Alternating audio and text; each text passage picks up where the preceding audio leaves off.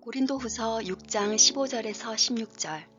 그리스도와 벨리알이 어찌 조화되며 믿는 자와 믿지 않는 자가 어찌 상관하며 하나님의 성전과 우상이 어찌 일치가 되리요. 우리는 살아계신 하나님의 성전이라.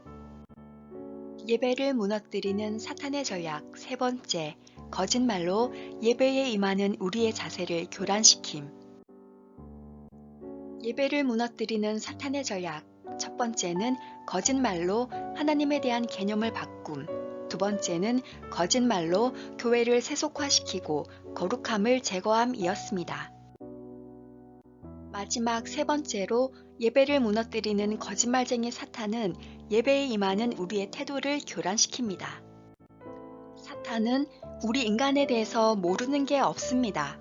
정말 귀신같이 우리의 약점과 강점을 다 알고 있고 그것을 얼마나 교묘하게 이용하는지 모릅니다.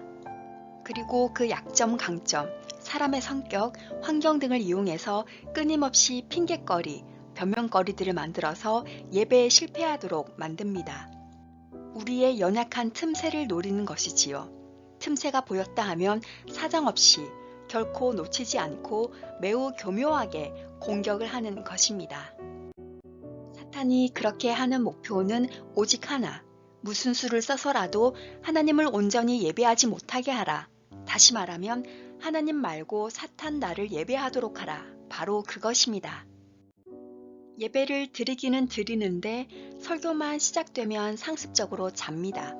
설교만 시작되면 상습적으로 딴 생각합니다. 말씀만 시작되면 상습적으로 딴짓합니다. 규칙적인 것은 좋은 것이지만 상습적인 것은 죄입니다.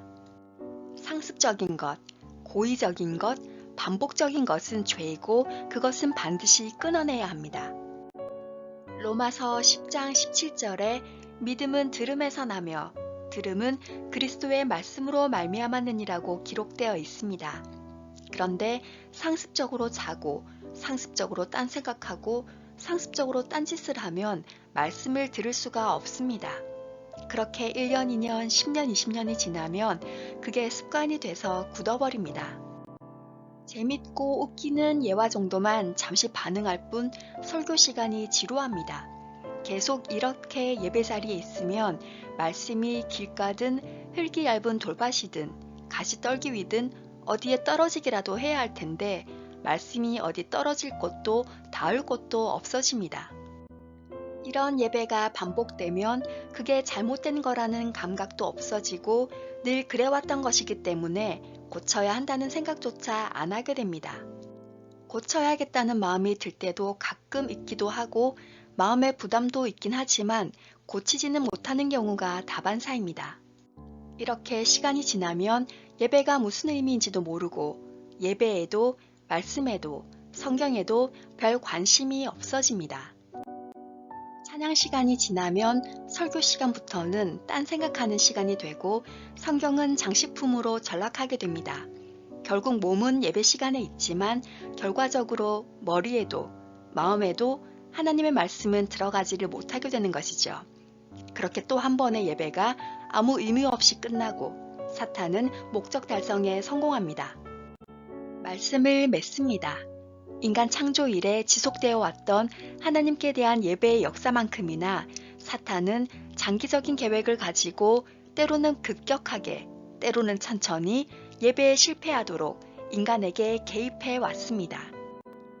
사탄은 할 수만 있는 대로 하나님께 속한 자라도 자기 편으로 끌어들여서 자기를 경배하게 만들려고 하고 하나님의 주권이 미치는 곳이라면 어느 곳이라도 활동을 개시해서 전 국가적인 규모나 전 세계적인 규모의 엄청난 사건들을 계획, 실행하고 동시에 한 개인을 목표로 그 사람의 영도, 육도, 삶도 망가뜨리려고 우는 사자와 같이 우리 주위를 어슬렁거리고 있습니다. 여러분, 사탄 마귀는 그들의 목표를 결코 수정하지 않을 것입니다. 사탄 마귀는 장기적인 계획을 가지고 사람들에게 하나님에 대한 인식도 바꿔버린 존재입니다. 그 계획이 매우 성공하여 현대에 와서는 우리 하나님이 성경에 기록된 하나님과는 상당히 다른 하나님이 되어버렸습니다. 여러분, 사탄은 세상을 두루 돌아다니다가 감히 창조주 하나님 앞에 서서 욥을 참소했던 존재입니다. 40일 금식하신 예수님 앞에도 나타나서 이래라 저래라 했던 존재입니다. 하물며 우리 연약한 인간을 가만 놔두겠습니까? 사탄 마귀는 결코 쉬운 상대가 아닙니다.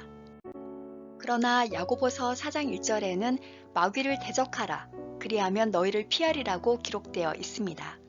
마귀는 대적해야 할 존재입니다. 사탄 마귀가 하는 거짓말에 속아서 교회도 세속화시키고 거룩함도 잃어버리고 예배도 온전하게 드리지 못하면 우리는 도대체 누구의 자녀가 되는 겁니까? 우리가 하나님께 속한 하나님의 자녀임을 어떻게 증명하겠습니까? 사탄은 교회와 성도들을 향해서 교회의 건물이 작다거나 교회 안에 카페나 서점이 없는 것을 빌미로 공격하지 않습니다. 오히려 교회는 그런 건물들을 지으면서 공격을 받지 그런 건물이 없다고 공격받지는 않습니다. 사탄이 우리를 공격하는 것은 성도의 성도됨이 파괴되도록 교회의 교회됨이 흔들리고 무너지도록 공격하는 것입니다. 성도됨과 교회됨의 중심은 하나님을 예배하는 것입니다. 거룩한 하나님을 거룩한 성도가 거룩하게 예배하는 것, 바로 그것입니다. 우리는 여러 분야에 헌신을 하고 있는데 그 어떤 헌신보다도 예배에 헌신하는 성도들이 되어야 합니다. 그리고 교회 안에서는 말할 것도 없고 교회 밖에서도 우리는 믿는 자로서의 하나님 닮은 거룩함을 지켜내야 합니다. 그리고 사탄의 교묘한 거짓말에 속아서 하나님께 드려져야 할 예배가 사탄의 목표를 충족시키는 것이 되지 않도록 정신을 똑바로 차려야 할 것입니다.